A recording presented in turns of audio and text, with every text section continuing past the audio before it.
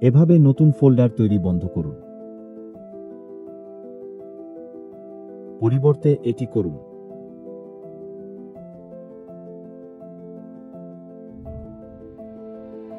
কন্ট্রোল-E,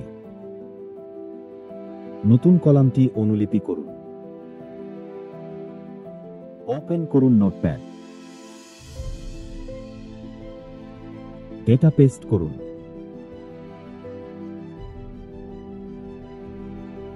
save as, ফাইলের নাম type করুন।